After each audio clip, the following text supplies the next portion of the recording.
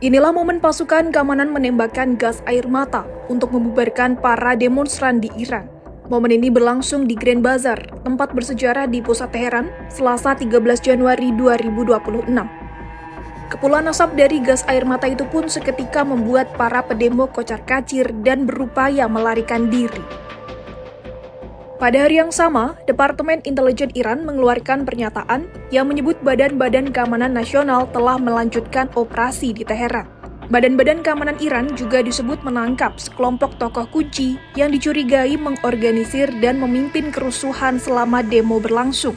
Dalam pernyataan itu, intelijen Iran mengatakan individu-individu yang ditangkap sebelumnya telah melakukan tindakan sabotase dan terorisme terhadap fasilitas umum, tempat ibadah, dan pasukan keamanan di berbagai wilayah ibu kota.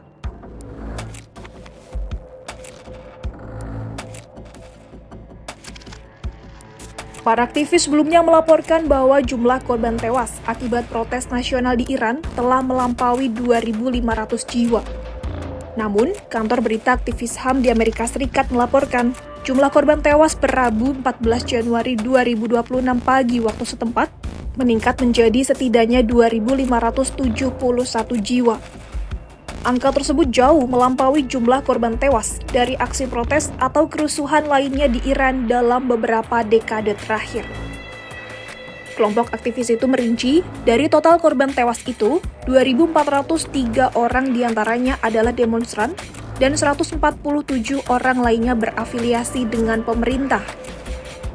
Sementara sebanyak 12 anak dilaporkan tewas, bersama dengan 9 warga sipil yang menurut mereka tidak ikut serta dalam aksi protes nasional Iran. Selain itu, lebih dari 18.100 orang telah ditahan. Televisi pemerintah Iran turut memberikan konfirmasi resmi pertamanya atas banyaknya korban yang tewas dalam aksi tersebut. Skylar Thompson dari Human Rights Activist News Agency mengatakan, jumlah korban terbaru di Iran sangat mengejutkan, terutama karena mencapai 4 kali lipat jumlah korban tewas dalam protes Mahsa Amini pada 2022 lalu. Ia lantas memperingatkan jumlah korban mungkin akan terus meningkat.